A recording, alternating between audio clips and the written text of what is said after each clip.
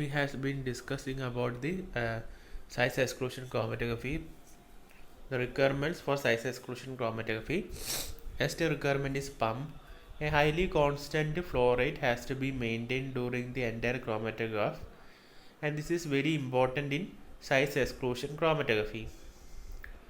A change of flow rate of only 0.1% can cause an error in molar mass up to 10%.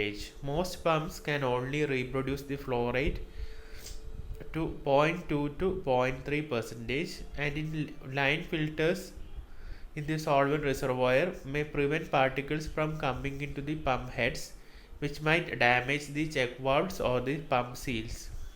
Example, syringe pumps and reciprocating pumps.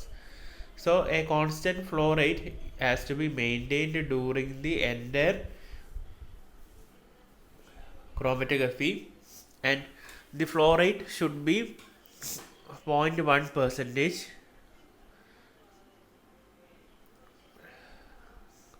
Example for pumps, and this flow rate is maintained by the pumps. Example for pumps are syringe pumps, reciprocating pumps, etc. അപ്പോൾ flow rate maintain ചെയ്യണം. ഈ ക്രോമറ്റോഗ്രഫീൻ്റെ ഓപ്പറേഷൻ്റെ സമയത്ത് flow rate maintain ചെയ്യണം. ആ flow rate maintain ചെയ്യാൻ സഹായിക്കുന്നത് പമ്പാണ്. അപ്പോൾ ഈ ഒരു 0.1% പോലും ഫ്ലോ റേറ്റ് മാറിയാൽ അത് വലിയ രീതിയിലുള്ള എറേഴ്സ് ഈ ക്രോമറ്റോഗ്രഫിയിൽ ഉണ്ടാക്കും. അപ്പോൾ ഈ flow rate, constant flow rate maintain ചെയ്യുന്നത് പമ്പ് ഉപയോഗിച്ചിട്ടാണ്. അപ്പോൾ ഡിഫറെൻറ്റ് ടൈപ്സ് ഓഫ് പമ്പ്സിൻ്റെ എക്സാമ്പിളാണ് syringe pumps, reciprocating pumps. Next detector. ഇനി നമുക്ക് ഈ സെപ്പറേറ്റ് ചെയ്ത് വന്ന സാമ്പിളിനെ ഡിറ്റക്ട് ചെയ്യണം. അതിന് വേണ്ടിയിട്ടാണ് ഡിറ്റക്ടർ. അപ്പോൾ ഡിറ്റക്ടർ ഡിഫറെൻറ്റ് ടൈപ്സ് ഉണ്ട്. ഫസ്റ്റ് വരുന്നതാണ് concentration sensitive detectors, like bulky property detectors like refractive index detector, solute property detectors like UV absorption detector, evaporative detectors like evaporative light scattering detector, etc. അപ്പോൾ പല type detector ഉണ്ട്. അതിൻ്റെ main headings മാത്രം പഠിച്ചാൽ മതി. പിന്നെ molar mass sensitive ഡിറ്റക്ടേഴ്സിൽ വരുന്നതാണ് light scattering detector, low angle light scattering, അങ്ങനെ പല ടൈപ്പ് ലൈറ്റ് സ്കാറ്ററിംഗ് ഡിറ്റക്ടേഴ്സ് ഉണ്ട്. പിന്നെ ഫ്ലെയിം അയണൈസേഷൻ ഡിറ്റക്ടർ ഉണ്ട്, മാസ് സ്പെക്ട്രോമീറ്റർ ഉണ്ട്, പിന്നെ FTIR ഉണ്ട്, അതായത് ഫോറിയർ ട്രാൻസ്ഫോം ഇൻഫ്രാറെഡ് സ്പെക്ട്രോമീറ്റർ. ഇത് നമ്മൾ ഡീറ്റെയിൽ ആയിട്ട് പഠിക്കും അടുത്ത യൂണിറ്റ്സിൽ. അപ്പോൾ ഇത് വരുന്നത് വിസ്കോസിറ്റി ഡിറ്റക്ടേഴ്സ്. പിന്നെ വിസ്കോസിറ്റി ഡിറ്റക്ടേഴ്സ് ഉണ്ട്. അപ്പോൾ ഡിഫറെൻറ്റ് ടൈപ്സ് ഓഫ് ഡിറ്റക്ടേഴ്സ് വരുന്നതാണ് കോൺസെൻട്രേറ്റഡ് സെൻസിറ്റീവ് ഡിറ്റക്ടേഴ്സ്. അതിൽ വരുന്നതാണ് UV ഡിറ്റക്ടറും അങ്ങനത്തെ ഡിറ്റക്ടറൊക്കെ വരുന്നുണ്ട്. പിന്നെ മോളാർ മാസ് സെൻസിറ്റീവ് ഡിറ്റക്ടേഴ്സിൽ വരുന്നതാണ് ലൈറ്റ് സ്കാറ്ററിംഗ് ഡിറ്റക്ടേഴ്സ്. പിന്നെ വിസ്കോസിറ്റി ഡിറ്റക്ടേഴ്സ് ഉണ്ട്. പിന്നെ FID ഫ്ലെയിം അയണൈസേഷൻ ഡിറ്റക്ടർ ഉണ്ട്, മാസ് സ്പെക്ട്രോമീറ്റർ ഉണ്ട്, FTIR ഉണ്ട്, അങ്ങനെ പല ടൈപ്പ് ഡിറ്റക്ടറും ഉണ്ട്.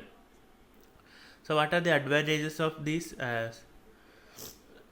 Size exclusion chromatography? First one is short analysis time, അതായത് പെട്ടെന്ന് സാമ്പിളിനെ നമുക്ക് സെപ്പറേറ്റ് ചെയ്ത് അനലൈസ് ചെയ്യാൻ പറ്റും. രണ്ടാമത്തത് വെൽ ഡിഫൈൻഡ് സെപ്പറേഷൻ, അതായത് നല്ല രീതിയിലുള്ള സെപ്പറേഷൻ നമുക്ക് അച്ചീവ് ചെയ്യാൻ പറ്റും. മൂന്നാമത്തത് narrow bands and good sensitivity. അപ്പോൾ ഹൈലി സെൻസിറ്റിവിറ്റിയാണ് ഇതിൻ്റെ വേറൊരു അഡ്വാൻറ്റേജ്. പിന്നെ there is no sample loss, അപ്പോൾ സാമ്പിളിൻ്റെ നഷ്ടം ഈ സൈസ് എക്സ്ക്ലൂഷൻ ക്രോമറ്റോഗ്രഫിയിൽ വരുന്നില്ല. പിന്നെ small amount of mobile phases required. അപ്പോൾ മൊബൈൽ ഫേസ് ചെറിയ എമൗണ്ടിൽ മതി മൊബൈൽ ഫേസ്. പിന്നെ flow rate can be set. അപ്പോൾ ഫ്ലോ റേറ്റ് നമുക്ക് സെറ്റ് ചെയ്ത് വെക്കാൻ പറ്റും. പമ്പിൽ നമുക്ക് ഫ്ലോ റേറ്റ് സെറ്റ് ചെയ്യാൻ പറ്റും. Next disadvantages, limited number of peaks that can be resolve within the short time scale of GPC run. അപ്പോൾ പീക്സിൻ്റെ എണ്ണം കുറവായിരിക്കും ഏതിൽ, ഈ ക്രോമറ്റോഗ്രഫി. ഇപ്പോൾ നമുക്കൊരു ക്രോമറ്റോഗ്രഫിയിൽ സെപ്പറേഷൻ വന്നാൽ സെപ്പറേഷൻ ചെയ്ത സാധനത്തിൻ്റെ പീക്ക് ഉണ്ടാവും, അത് ഗ്രാഫ് പോലൊരു റെപ്രസെൻറ്റേഷൻ ഉണ്ടാവും. അതിൽ നമ്പർ ഓഫ് പീക്സ് കുറവായിരിക്കും. പിന്നെ അതാണ് അതിൻ്റെ ഒരു ഡിസഡ്വാൻറ്റേജ്. പിന്നെ filtration must be perform before using the instrument to prevent dust and other particles from running the columns or interfering with detector. അപ്പോൾ ഞാൻ പറഞ്ഞിട്ടുണ്ട്, സാമ്പിൾ പ്രിപ്പറേഷൻ്റെ സമയത്തും പിന്നെ കോളം പ്രിപ്പറേഷൻ്റെ സമയത്തൊക്കെ ഫിൽറ്റർ ചെയ്യണം. അപ്പോൾ ഫിൽട്രേഷൻ ചെയ്തിട്ടില്ലെങ്കിൽ ഡസ്റ്റോ എന്തെങ്കിലും പാർട്ടിക്കിൾസ് വന്നിട്ട് നമ്മുടെ ഡിറ്റക്ഷനെ എഫക്റ്റ് ചെയ്യും. പിന്നെ കോളമൊക്കെ വന്നിട്ട് ബ്ലോക്കായി കളയും. പിന്നെ Molecular mass of the most of the chains will be too close to GPC separation to show anything more than broad peak. അപ്പോൾ ബ്രോഡ് പീക്സ് ഒക്കെ കാണിക്കാനുള്ള ചാൻസ് ഉണ്ട്. Next application of size exclusion chromatography. It is used in protein fractionation, purification, molecular weight determination, separation of sugar, proteins, peptides, rubbers and others on the basis of their size. And this technique can be determine the quaternary structure of purified protein. And SCC is also used for purification and analysis of synthetic and biological polymers such as protein, polysaccharide and nucleic acid.